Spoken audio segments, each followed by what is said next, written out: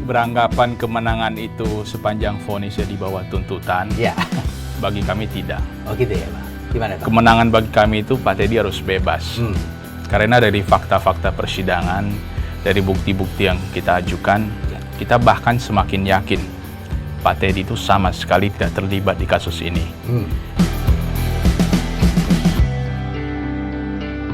Assalamualaikum warahmatullahi wabarakatuh. Salam damai sejahtera buat kita semua. Om Swastiastu, Namo Buddhaya, dan salam kebajikan. Tribuners, di peradilan kita, di dunia hukum kita, 2 hari yang lalu Pengadilan Negeri Jakarta Barat telah menjatuhkan vonis pidana penjara seumur hidup kepada Inspektur Jenderal Polisi Teddy Minahasa terkait dengan penjualan narkotika atau narkoba sebanyak 5 kg.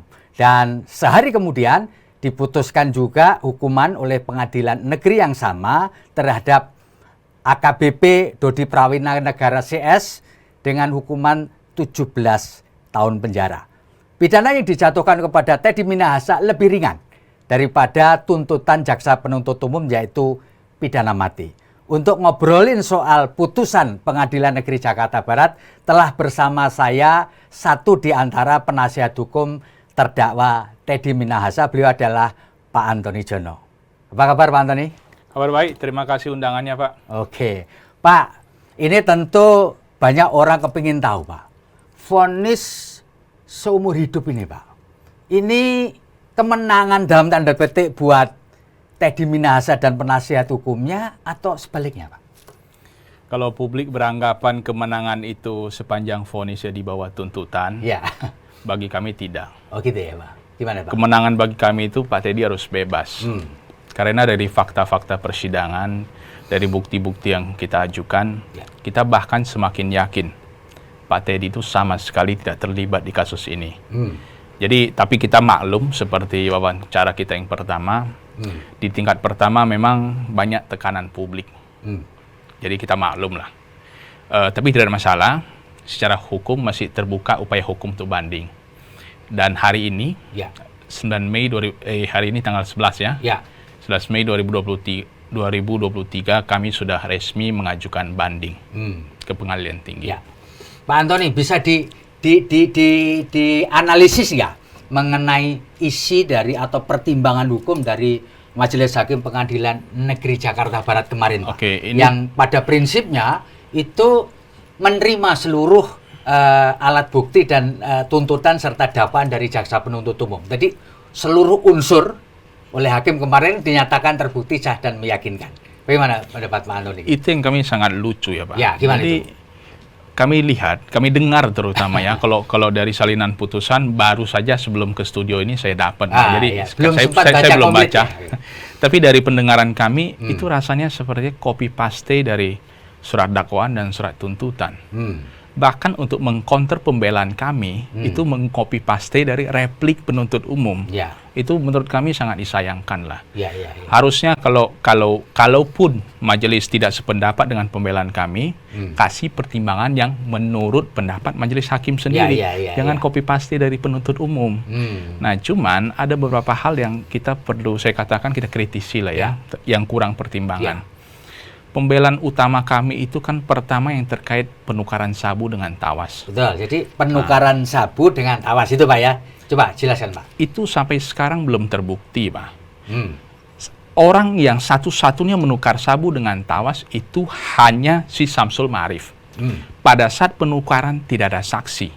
Dodi sendiri itu hanya mendengar dari Samsul Ma'arif. Dia sendiri nggak pernah menyaksikan. Jadi apakah satu saksi saja sudah cukup membuktikan adanya penukaran tawas? Itu pertama. Terus kedua, ini kalau katanya ada penukaran tawas, faktanya kan sudah ada berita acara pemusnahan. Berita acara pemusnahan itu dikatakan yang dimusnahkan semuanya adalah sabu-sabu. Nah, kalau katanya ada unsur tawas yang ditukar di dalamnya, harusnya itu kan dikubur di depan Polres Pak. Bekas pemusnahan tadi. Digali saja tanahnya, dicek apakah ada unsur tawas di sana. Kita sudah tanya kepada ahli kimia. Kalau sudah berbulan-bulan atau bertahun-tahun katakan, ada tawas dikubur di dalam tanah. Kemudian adalah curah hujan yang tinggi di Bukit Tinggi misalnya loh ya. Masih kita ambil tanahnya dites untuk cek apakah ada unsur tawas atau tidak. Masih bisa dibuktikan? Masih bisa kata ahli. Itu nggak pernah dilakukan. Ya. Terus berikutnya, tidak pernah ada hasil uji lab perbandingan. Kalau katanya sabu yang ada di Jakarta adalah hasil penukaran tawas di Bukit Tinggi, mana uji lab perbandingan? Harus bahwa yang ini merupakan identik dengan yang di Bukit Tinggi gitu maksudnya. Betul. Ya. Saya analogikan begini, Pak. Kalau saya ke minimarket, saya bawa aqua masuk ke dalam, ketika keluar saya bawa aqua yang sama, air mineral ya maksud saya ya. Apakah terus saya bisa dibilang saya mencuri air mineral dari minimarket itu? Kan bisa aja di dalam minimarket air mineral ini dikasih kepada saya oleh siapapun gitu loh. Atau saya yang bawa masuk sendiri. Nggak bisa karena ada air mineral, saya pasti mencuri. Dari kebetulan minimarket itu menjual air mineral dengan merek yang sama gitu loh. Jadi uji lab itu menurut kami mutlak. Apalagi itu adalah bagian dari scientific evidence. Itu sama sekali nggak dilakukan. Itu soal barang bukti itu ya Pak. Sebentar, Terus Pak. apa lagi? Sedikit aja saya tambahkan. Ada yang bilang, ini kan sudah dimusnahkan. Bagaimana untuk mencocokkan hasil uji perbandingan? Itu nggak dimusnahkan semua, Pak. Kan ada yang dikasih ke Kejaksaan Negeri Agam dan Bukit Tinggi untuk barang bukti di pengadilan. Itu kan sampelnya masih ada. Itu tinggal ambil sedikit dicocokkan, Pak. Apakah prekursornya sama? Apakah jenis zat, turunannya segala macam sama? Kita sudah minta legal opinion dari ahli kimia, apakah bisa dicocokkan? Katanya bisa. Dan lab di Indonesia, apalagi lab for yang punya Bariska, itu mempunyai kemampuan untuk mengecek kesamaan itu. Itu nggak dilakukan, padahal sudah banyak kita protes pada waktu penyidikan. Pak Antoni, apa relevansi pembuktian itu Pak dengan perkara ini? Pak Teddy, ini inti dari dakwaan dan tuntutan jaksa penuntut umum. Pak Teddy yang memerintahkan penukaran sabu dengan tawas. Kemudian hasil penukaran itu yang digunakan untuk dijual atau segala macam. Itu menurut penuntut umum. Berarti dari segi pembuktian harus dibuktikan penukarannya dulu. Kalau penukarannya tidak pernah terbukti, apa kaitan lagi Pak Teddy di kasus ini? Harus itu yang paling awal dibuktikan. Pak Antoni, kalau memang tidak dilakukan, lalu apa sebenarnya poin yang ingin kita katakan mengenai barang bukti yang kemudian dihadirkan di persidangan yang katanya diambilkan dari barang bukti yang ada di Bukit Tinggi itu, Pak? Poinnya apa poinnya? Poinnya itu adalah barang liar. Barang di luar ya? Barang lain gitu kita nggak tahu itu milik siapa. Karena gini loh, Pak, ada fakta persidangan. Ini kita ambil dari berkas perkara jaksa loh. Dodi Prawiranegara sendiri ketika pertama kali melaporkan kepada Pak Teddy Minahasa, itu total narkobanya adalah 44,5. Itu ada rinciannya. 44,5. Ada rinciannya, Pak, tanggal-tanggalnya. Kemudian berapa hari berikutnya dia laporkan lagi menurun jadi 39,5. Berarti ada berapa? Berarti ada 5,5 ya? 5. 44,5 ke 39,5. 5 ya. Berkurang 5 kilo. Alasan Dodi adalah karena kemasan segala macam. Terus setelah kasus ini kita berpikir lagi. Kalau itu narkobanya kan sabunnya itu 1 paket 1 kilo. Kalau 44,5, anggapan kita berarti 45 lembar plastik. Apakah masuk di akal 45 lembar plastik beratnya 5 kilo? Nggak mungkin, Pak. Nggak masuk di akal. Berarti ada yang sudah disisihkan sejak awal. Kalau ternyata itu adalah barang yang beredar di Jakarta sekarang, apa nggak terlalu kejam, Pak, kita menghukum Pak Teddy dengan barang yang bukan miliknya sendiri? Ditambah, ternyata fakta persidangan, Dodi punya misi sendiri untuk mengurus Kombes, untuk mengurus peningkatan jabatannya jadi Kombes di Mabes Polri. Itu ada chatnya, Pak. Pak, kalau memang dari awal ada satu missing link lah kayak ini ya, antara barang bukti yang ada di Bukit Tinggi dan yang ada di Jakarta ya, dan tidak ada uji lab lah bahwa menyatakan ini identik dengan ini gitu, Pak. Nah, berarti kan Bapak tadi katakan sebenarnya nggak ada hubungan lagi dengan perkara Teddy Minahasa ini, nggak ada hubungan, itu tanggung jawabnya si siapa namanya? Samsul Ma'arif dan Dodi Prawiranegara. Pak, Tapi mengapa di dalam kasus itu Pak Teddy Minahasa mengungkapkan bahwa dia memang menginginkan operasi penjebakan untuk membantu karirnya Dodi Prawiran? Apa hubungannya ini? Oke. Ya, gimana Pak penjelasannya? Kita harus bedakan sumber narkoba yang dimaksud. Ya. Betul, Pak Teddy itu akan melakukan tindakan penjebakan terhadap saudara Linda. Nanti kita bahas juga ya terkait penjebakan itu ya. Itu sumber narkobanya dari mana? Kan itu pertanyaan kan? Betul. Oke. Itu kan ada bagian dari narkoba yang diserahkan ke Kejaksaan Negeri Agam dan Bukit Tinggi. Itu totalnya hampir 5 kilo itu, Pak. 5 kilo yang diserahkan? Hampir 5 kilo. Ya. Waktu Pak Teddy panggil Dodi ke ruangannya, Pak Teddy tanya, saya ada orang nih yang pernah menipu saya, apa segala macam, bisa nggak kamu kerjain aja lah ini orang, you jebak aja. Bisa, kata Dodi. You pakai barang dari mana? Tenang, Jenderal, saya pinjam dari Kejaksaan. Saya punya hubungan baik di sana. Jadi sumber barang itu berbeda. Itu adalah yang disisihkan untuk Kejaksaan. Disisihkan untuk barang bukti ya. Betul. Ya. Nah, Pak, terus kemudian hakim kan menyatakan majelis bahwa secara hukum tidak boleh ada teknik menjual. Oke. Yang ada adalah teknik membeli. Apa itu tidak diketahui oleh Pak Teddy Minahasa, Pak? Rule of the game itu. Hakim itu merujuk pada pendapat Pak Alwi Lutan. Ya. Kalau Pak Alwi Lutan itu waktu menerangkan di persidangan rujukannya adalah Undang-Undang Narkotika. Ya. Menurut pendapat Pak Alwi Lutan hanya boleh dilakukan 2 jenis penjebakan. Control delivery. Satu lagi apa ya itu ya? Pokoknya 2 jenis penjebakan. Undercover buy. Undercover buy. Jadi dua-duanya itu basisnya adalah penjebakan. Yang dilakukan, yang rencananya dilakukan Pak Teddy itu kan berarti undercover sale. Nah, undercover sale itu menurut Pak Alwi Lutan, karena tidak diatur di Undang-Undang Narkotika, maka itu adalah dilarang. Itu adalah pemahaman yang sangat salah. Jangan lupa pasal 1 KUHP kita, asas legalitas. Tidak ada seorang pun boleh dihukum kecuali ada peraturan yang melarangnya. Karena tidak dilarang, berarti boleh. Apalagi basisnya adalah sama, entrapment, penjebakan. Mari saya ajak kita berpikir ke belakang. Ya. Masih ingat nggak sekitar tahun 2015, Pengadilan Negeri Jakarta Selatan pernah mengabulkan pra-peradilan dengan objek penetapan tersangka. Pertanyaan kita, pada saat itu apakah pra-peradilan terhadap objek penetapan tersangka merupakan objek dari pra-peradilan? Jelas bukan. Tapi faktanya apa? Itu bahkan sekarang menjadi jurisprudensi dan bahkan sudah ada putusan MK mengatur itu dan sudah banyak contoh berikutnya. Jadi hakim seharusnya berani melakukan penerobosan. Nggak ada yang salah dengan itu. Tidak diatur artinya tidak dilarang. Jadi menurut Pak Teddy Minahasa dan kuasa penasihat hukumnya, undercover selling itu boleh? Boleh. Ya. Tujuannya apa, Pak?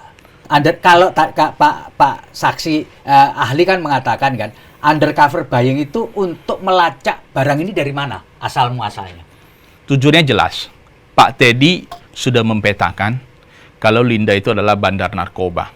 Nah, terus ngapain? Kemudian setelah di persidangan terbukalah ada chat WhatsApp. Di sana Linda mengakui sendiri dia itu punya jaringan di lapas. Bayangin. Berarti dia sudah merupakan punya jaringan narkoba. Sebagai aparat penegak hukum yang baik, wajar dong kita jebak dia. Ya. Untuk mengurangi peredaran narkoba di Indonesia. Tujuannya itu. Apalagi ditambah memang ada persoalan pribadi, Pak Teddy pernah ditipu dan segala macam. Ya, Pak, dalam pembelaan pribadinya itu Pak Teddy mengungkapkan bahwa banyak obrolan atau ngomong atau komunikasi lewat WhatsApp chatting itu yang kemudian tidak dimasukkan di dalam berkas perkara. Tetapi Pak Teddy sendiri tidak bisa menunjukkan bukti percakapannya itu apa. Bisa diceritakan, Pak? Ini ceritanya bagaimana itu? Sebagai manusia normal, jangankan Pak Teddy, saya sendiri aja, atau mungkin Bapak ya. Kalau percakapan kita yang sudah berbulan-bulan yang lalu, tentu kalau kalimat per kalimat tidak mungkin ada yang ingat. Tapi kalau konteks pembicaraan tentu beliau masih ingat. Ya. Beliau sudah sampaikan, bahkan di tingkat pendidikan sudah disampaikan. Ada chat-chat yang terkait penjebakan, itu tidak dimunculkan. Bapak bisa bayangin, dari chat antara Teddy Minahasa dengan Dodi, itu total percakapan ada 979 percakapan. 979. 979. Yang dihadirkan oleh pemeriksa Lab 4 dari Polda, itu hanya kurang dari 10%, hanya 88 percakapan. Apakah pembicaraannya kurang dari 10% tadi bisa mencerminkan konteks pembicaraan yang begitu banyak? Jadi, apalagi ini saya sendiri kebetulan yang bertanya ke ahli digital forensik dari Polda. Bagaimana cara saudara menentukan sampel pembicaraan itu? Sangat mengejutkan kita, Pak. Jadi ternyata sampel itu ditentukan berdasarkan koordinasi dengan penyidik. Berdasarkan lancu. Jadi saya tanya, oke, ini kan pembicaraan panjang, Pak, beberapa bulan. Bagaimana Anda menentukan yang diambil adalah pembicaraan bulan ini sampai ini? Yang ke belakang nggak dimasukkan. Apa pertimbangan Anda memilih itu? Awalnya masih berkelit. Saya kejar terus. Sampai terakhir dijawab, oh ya, itu karena hasil koordinasi dengan penyidik. Saya ada rekamannya kok lengkap. Saya nggak bisa membayangkan apakah penyidik itu ketika memilih tutup mata. Pasti dia baca dong. Mana yang menguntungkan pendidikan dia. Itulah yang dipakai. Pak, nah sisa pembicaraan itu, ya, apakah Pak Teddy tidak mempunyai arsipnya? Tidak punya, Pak. Jadi beliau itu, nah ini yang kami salut dari seorang Pak Teddy Minahasa. Beliau itu sejujurnya sebelum dia datang ke Mabes Polri menghadap Kapolri yang kemudian diarahkan ke Kadif Propam, beliau 1 hari sebelumnya sudah diberitahukan oleh intelnya kalau ada anak buah dia yang terlibat narkoba dan menyebut nama dia. Oh gitu. Kalau dia dalam kutip nih seperti kasus KM50 atau yang baru-baru terjadi lah ya, yang ex Kadif Propam, itu mungkin bukti sudah dihilangkan kan. Atau CCTV-nya hilang atau dirusak atau segala macam. Tapi ini enggak. Beliau kasih apa adanya, handphone dia kasih, padahal dia tahu jelas kalau itu diekstraksi mungkin ada yang membahayakan dia. Tapi karena dia positive thinking, dia yakin itu adalah untuk penjebakan, justru dia kasih itu handphonenya untuk membuktikan dia tidak bersalah. Demikian juga CCTV. Kenapa nggak di-copy, Pak? Kami tidak tahu alasan itu, apakah waktu yang sangat sempit atau dia lalai gitu ya, atau nggak terpikirkan waktu itu. Yang jelas beliau kasih dan terbuktikan itu sudah diekstraksi. Terkait CCTV, banyak yang menuduh Pak Teddy mengambil uang 300 juta yang diserahkan oleh Dodi. Pak Teddy katakan, enggak, saya nggak pernah terima uang itu. Buktinya apa? CCTV di rumah saya. Kan kelihatan Dodi datang ke ruang tamu, katanya menyerahkan sesuatu. Itu ke-record semua sama CCTV, Pak. Itu Pak Teddy loh yang sukarela serahkan ke penyidik. Beliau waktu itu ditahan tanggal 13 dini hari, berarti tanggal 14. CCTV itu sudah diserahkan sekitar tanggal 15 atau 16 ya, kita lupa persisnya. Tapi 1-2 hari setelahnya itu diserahkan oleh Arif. Arif itu ajudannya Pak Teddy.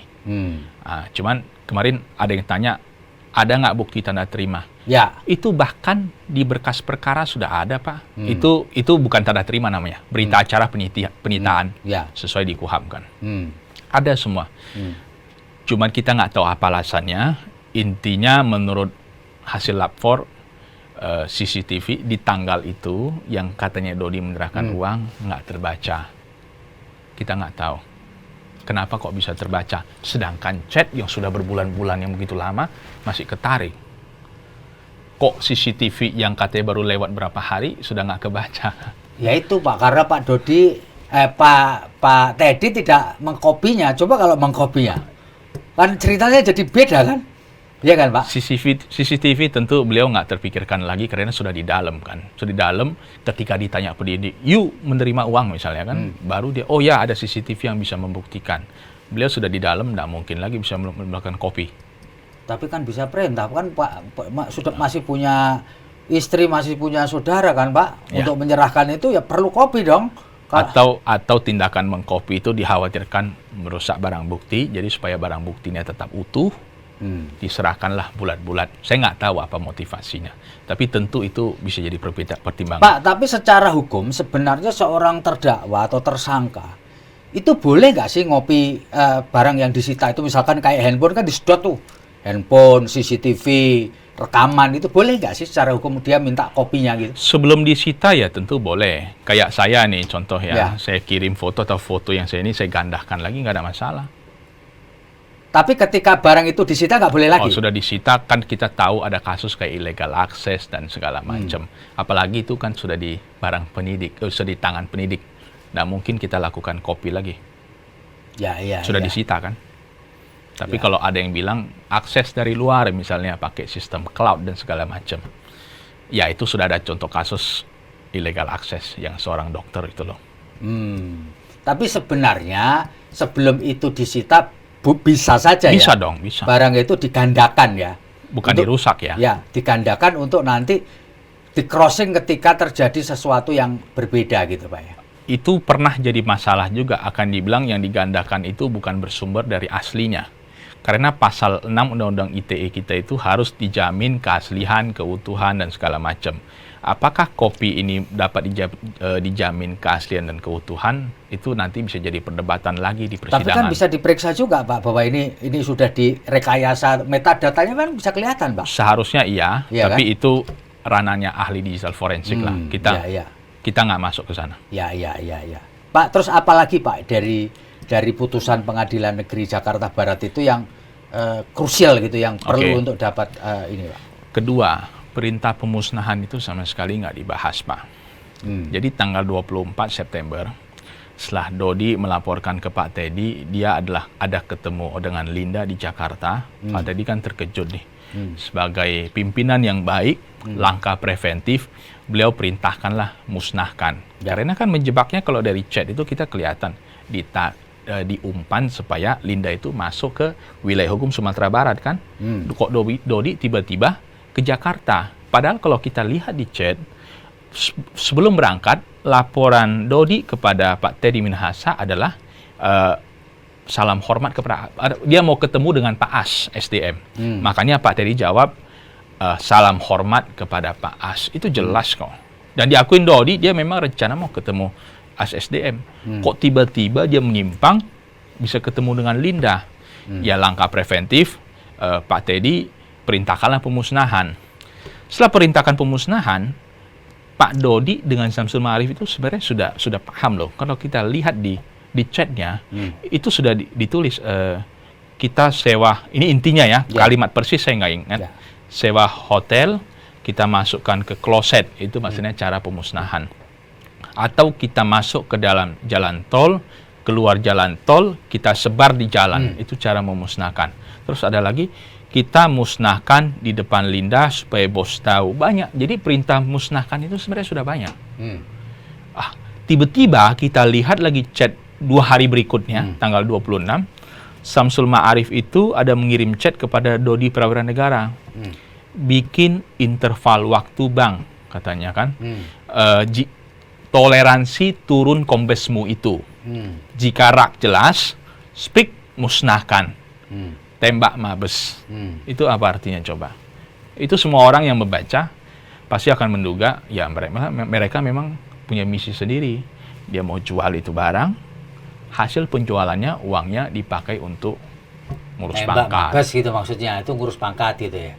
Pak, kalau boleh tahu ketika perintahnya itu tidak dilakukan untuk memusnahkan, ya, mengapa Pak Teddy Minahasa tidak melaporkan itu ke Provos misalkan? Oke, tanggal 29 itu malam Dodi ada menghadap ke rumah Pak TM. Tujuan Pak TM itu adalah minta klarifikasi. Dijawab oleh Dodi, dia sudah musnahkan, katanya. Ya kita nggak tahu belakangan kok masih ada barang. Dia lapornya sudah dimusnahkan. Bagi Pak Teddy itu sudah cukup lah. Ya. Itu beliau nggak teruskan lagi, karena sudah musnahkan sudah. Jadi percaya sama laporan itu. Betul. Pak, kalau saya boleh tahu Pak, begitu dijatuhi hukuman seumur hidup, Pak Teddy itu ketawa-ketawa sama apa yang disampaikan waktu itu oleh Pak Teddy kepada penasihat hukum? Itu sebelum putusan ya, Ya. itu beliau sudah ketawa-ketawa, bukan setelah putusan aja. Kenapa Pak itu ketawa itu? Ada yang- ekspresi apa itu Pak? Ada yang menganggap seolah-olah karena dijatuhkan putusan di bawah dari tuntutan, makanya Pak Teddy senang. Bahkan ada yang headline bilang, lolos dari hukuman mati, Teddy Minahasa tersenyum. Itu ngaco semalah. Lah jadi apa? Mana ada manusia yang dijatuhi hukuman seumur hidup tidak merasa sedih sih. Senyum itu adalah bentuk beliau tegar. Beliau itu ya sudah bisa menduga lah, memprediksi. Atau Kalau bukan senyum sinis itu? Mengejek gitu kan? Gua udah tahu ini gini itu, bukan gini gitu. Ya, beliau bisa memprediksi karena kalau kita baca dari pledoi beliau, itu kan ada konspirator yang memang sudah setting. Bahkan saya cerita ke Bapak di wawancara sebelumnya, sebelum tuntutan kita sudah tahu kalau beliau akan dituntut mati. Jadi dia juga sudah tahu bahwa nanti dihukum seumur hidup itu tahu? Oh, itu tidak. Oh, tidak. Beliau tahu pasti berat. Apakah pasti berat. Apakah bentuk hukumannya seperti apa, beliau nggak bisa prediksi. Tapi menurut beliau, inti dari kemauan konspirator adalah beliau mau dibinasakan. Jadi arti senyum itu untuk menunjukkan ketegarannya gitu, maksudnya Ketegaran dan ya, gua udah tau lah, lu pasti mau kerjain gua, mau binasakan gua. Gitu ya. Pak, terus komentar dari keluarga beliau terkait dengan putusan itu apa Pak? Reaksinya maksud saya. Ya, semua pasti sedih lah, Ah. pasti shock, nggak bisa terima lah pastilah. Tapi untungnya beliau keluarga tetap kompak, semua tetap mendukung Pak Teddy. Ya, berharap beliau akan dapat keadilan di tingkat-tingkat berikutnya. Pak, terus itu ada orang yang ngaku sebagai istri yang ke-10 itu gimana itu Pak? Itu ceritanya gimana? Itu hoax dan nggak masuk akal. Maksudnya gimana? Coba Pak jelaskan. Kok tiba-tiba muncul orang itu mengaku itu gimana itu? Reaksi dari penasihat hukum dan Dodi gimana itu Pak? Ini saya tanya ke Pak Teddy Minahasa langsung waktu berkunjung. Beliau ketawa. Berarti kalau saya nikah sama perempuan, saya kasih tahu dong, you nomor 2 ya. Nomor urutnya nomor 3 ya, you nomor 10 ya. Itu hoax lah semua, nggak masuk akal. Dan kita cari sampai sekarang fotonya nggak ada, namanya siapa nggak ada. Jadi ngaku tapi identitasnya nggak jelas. Yaitu mungkin ada yang pihak yang ingin ya seperti yang menyeting Linda Pujastuti lah, mengaku sebagai istri siri dan segala macam. Itu kan faktanya nggak terbukti sampai sekarang. Ya. Itu ada pihak yang minta lah pasti. Ya. Itu tujuannya untuk pembunuhan karakter. Tapi sempat Bapak tanyain ya di dalam ini siapa ini gitu. Sebagai lucu-lucu. sebagai... Kita juga nganggap serius. Nggak nganggap serius ya? Nama aja nggak ada, fotonya nggak ada. Lagian kalau iya, masa sih kita nikah sama orang, yuk istri ke-5 ya, ke-7, ke-10. Iya. Nggak masuk akal lah. Ya, nggak masuk akal ya. Pak, apakah tim Bapak ini juga nanti akan dipercaya kembali oleh Pak Teddy Minahasa untuk ngurus ini di tingkat banding? Untuk banding sejauh ini masih kami. Ya. Baru hari ini tadi kan saya sampaikan kita sudah resmi mengajukan banding. Pak, begini Pak. Mengapa dulu ya Pak ya? Ketika, kan tadi Bapak sempat sebutkan bahwa pra-peradilan terhadap penetapan tersangka itu kan bisa saja dilakukan sekarang. Kenapa dulu Pak Teddy Minahasa tidak mengajukan pra-peradilan Pak? Ya, itu banyak pertimbangan lah. Ya. Dan itu akan sia-sia. Sia-sia ya? Karena kita tahu kalau begitu sidang pertama, toh itu akan pra-peradilannya gugur. Kalau kita ajukan pra-peradilan, bisa aja berkas dicepatin, kemudian dipaksa sesegera mungkin pembacaan dakwaan di sidang pertama, kemudian pra-peradilan menjadi gugur. Oh, begitu pertimbangannya ya? Di antara teknikal kayak begitu ya? Dan kedua, kita sangat yakin secara substansi Pak Teddy tidak masalah, jadi kita hadapinya secara substansi. Jadi ada pertimbangan teknis dan ada pertimbangan substansial gitu ya Pak ya. Pak, kita tahu bahwa di peradilan tingkat pertama itu tekanannya kuat dari publik ya, dan biasanya itu. Apakah di pengadilan tingkat banding dan kasasi nanti, apakah situasinya bisa berubah nggak Pak? Menurut prediksi dari penasihat hukum? Biasanya kalau sudah di tingkat atas, Atau Karena- bahkan nanti jangan-jangan malah nanti putusannya sama dengan tuntutan jaksa dari 20 dari penjara seumur hidup naik lagi jadi pidana mati ya. Tidak ada yang tahu ya, Pak ya. Gimana, Pak? Itu kewenangan majelis hakim lah. Ya. Tapi saya yakin kalau hakim tingkat tinggi dan hakim Mahkamah Agung, saya yakin beliau-beliau pasti cermat begitu melihat bukti-bukti dan fakta-fakta hukum.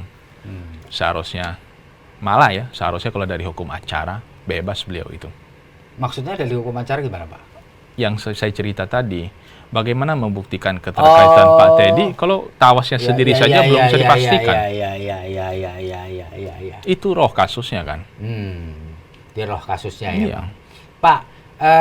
Sepengetahuan Bapak, apakah kalau nanti Pak Teddy Minahasa itu diadili secara profesi etik ya, Pak, itu boleh nggak sih didampingi oleh penasihat hukum dari sipil itu, Pak?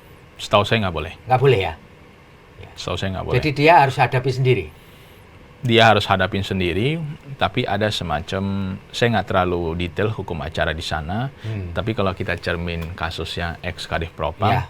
ada nanti pembelaannya, tapi dari unsur polisi juga itu. Jadi dia nggak boleh bawa penasihat hukum sipil yang biasa. Hukum acaranya setahu saya nggak boleh, Nggak karena boleh itu ya? kode etik kan. Jadi itu internal ya, Pak ya. Pak, apakah untuk menghadapi sidang kode etik ini juga penasihat hukum Pak Anton ini juga ikut diajak diskusi? Kan pada suatu saat pasti itu akan dilakukan, betul kan, Pak ya? Belum tentu. Oh, belum tentu. Kenapa? Kalau beliau bebas di tingkat berikutnya, ngapain lagi kode etik?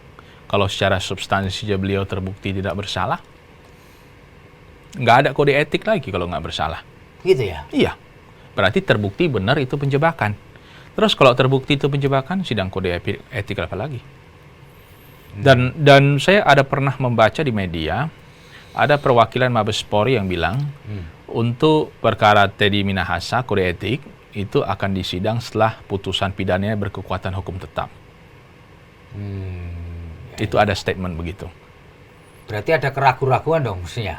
Kalau kan Bapak bisa simpulkan sendiri. Verdi Sambo kan tidak harus menunggu kan, gitu kan? Ataukah yang saya nggak tahu apakah karena faktor Verdi Sambo sudah mengaku di BAP dan segala macam, saya nggak tahu. Tapi itu ya bisa jadi ya, Pak ya. Ya, Pak, selain apa yang sudah Bapak sampaikan tadi terkait dengan titik-titik lemah yang menurut Bapak dari putusan Pengadilan Negeri Jakarta Barat, meskipun itu adalah strategi Anda untuk melakukan pembelaan di tingkat banding, boleh nggak disampaikan di luar itu apa lagi yang ingin disoroti, Pak? Di luar tadi yang secara pidana proses barang buktinya nggak pernah diuji dan seterusnya, seterusnya itu. Ada lagi. Pak Teddy itu kan kalau dalam perkara ini satu-satunya bukti yang menarik beliau itu kan bukti chat. Bukti chat itu berarti kan adalah sumbernya hasil digital forensik. Kita sudah hadirkan ahli digital forensik ke pengadilan yang mengatakan bahwasannya laporan hasil digital forensiknya adalah cacat. Kenapa cacat? Digital forensik itu kalau sesuai pasal 6 Undang-Undang ITE itu seharusnya dihadirkannya utuh, Pak. Nggak boleh dipilih-pilih. Nggak boleh dipilih ini chat yang kemauan penyidik dimasukkan, yang tidak mau kemauan penyidik tidak boleh dimasukkan. Itu salah dari kaidah digital forensik. Terus? Tujuannya adalah lengkap supaya utuh. Itu pertama. Terus kedua, pengakuan ahli digital forensik Polda yang dihadirkan oleh penuntut umum, laporannya itu diketik secara manual, Pak. Manual. Bayangin nggak, kalau manual berarti berpotensi apa? Salah ketik. Ternyata banyak yang kita temukan tanggal salah, ada yang terbalik. Harusnya kan tanggal itu dari muda ke tua atau tua ke muda. Ini nggak bisa acak. Kita temukan itu. Terus nomor handphone bisa salah. Bayangin, nomor handphone yang untuk menentukan ini adalah handphone terdakwa atau bukan, itu salah ketik, Pak. Tuh. Kalau itu dua saja sudah ketemu kesalahan, artinya pembicaraan chat itu potensinya sangat besar juga salah ketik. Jadi apa itu diminta untuk dimunculin lagi atau sudah penasihat hukum ngomong itu nggak bisa jadi barang bukti? Nggak bisa jadi barang bukti. Nggak bisa jadi alat bukti. Jadi karena bukan menjadi alat bukti dan barang bukti, maka tidak bisa dipakai sebagai pertimbangan hukum, kira-kira itu? Betul. Oh, Betul. Ya. Itu menurut kami masih dipertimbangkan oleh majelis hakim kurang detail. Terkait itu majelis hakim hanya mengatakan, ya dikutip ya dari repliknya jaksa sebenarnya itu ya. Ya sudah dilakukan ekstraksi, indensasi segala macam lah. Tapi nggak diuraikan lebih lanjut apa sih kaidah digital forensik yang benar.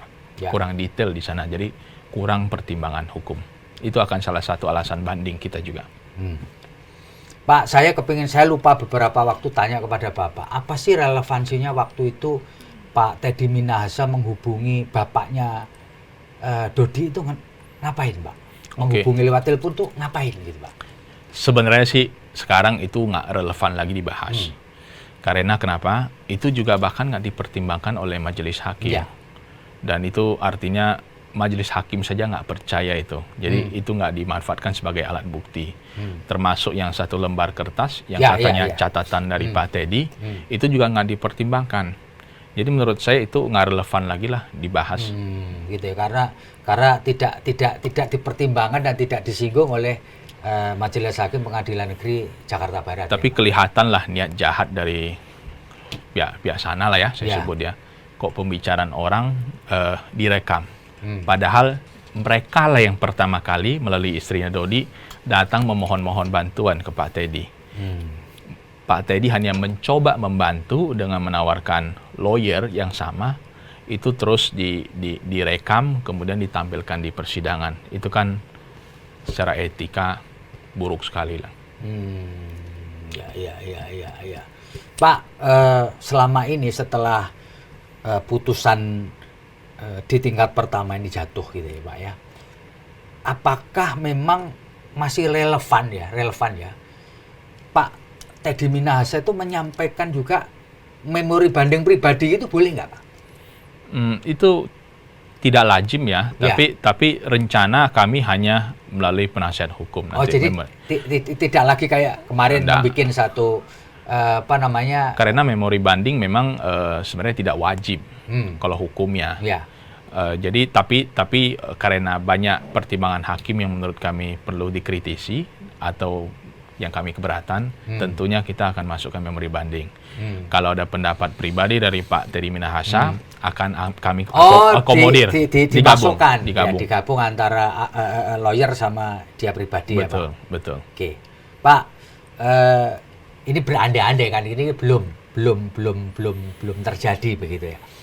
Menurut perkiraan Bapak ini, Pak, meskipun sebenarnya ini mengulang pertanyaan, apa Bapak yakin nggak di tingkat banding itu sesuai dengan harapan bisa diputus bebas itu, Pak? Kalau hakimnya cermat, harus bebas. Itu yakin betul gitu ya? Yakin. Nggak ada sedikit pun keraguan. Pak Teddy itu satu hari saja tidak mau dihukum karena beliau itu tidak bersalah. Ya. Baik, Pak. Pak Antoni, apa yang ingin Anda sampaikan sebagai satu simpulan atau statement Pamuncak terkait dengan kasusnya Pak Teddy Minahasa yang selama ini Bapak geluti, Pak? Silakan, Pak. Ya, kami merasa kasus ini trial by the press lah. Jadi bahkan sebelum pemeriksaan saksi di sidang awal itu, saya itu kadang lagi santai itu, saya sering buka media sosial, YouTube, saya lihat. Bahkan di tingkat pendidikan, jangankan sidang, itu seolah-olah Pak Teddy sudah salah. Sudah diperlakukan sebagai orang yang salah. Ini sebelum sidang loh, masih pendidikan saja. Jadi masyarakat kita itu psikologinya itu kalau ada atasan dengan bawahan, pasti atasan salah. Pasti atasan salah, itu psikologinya. Tapi tidak masalah, kita akan buktikan dengan fakta-fakta hukum dan bukti-bukti yang ada. Dan kita berharap banyak juga ke Majelis Hakim Tinggi, jangan terpengaruh dengan opini publik ataupun tekanan publik. Karena lebih baik membebaskan 1000 orang yang bersalah daripada menghukum 1 orang yang tidak bersalah. Itu asas hukumnya begitu ya.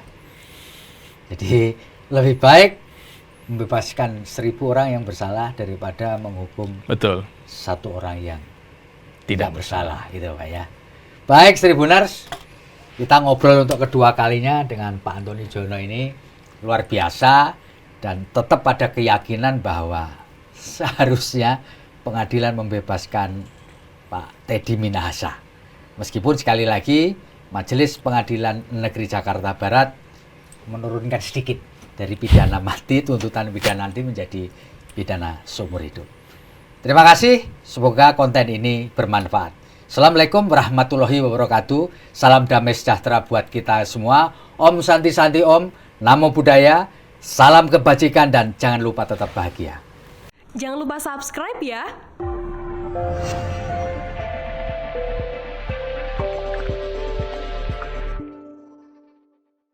Jangan lupa subscribe ya.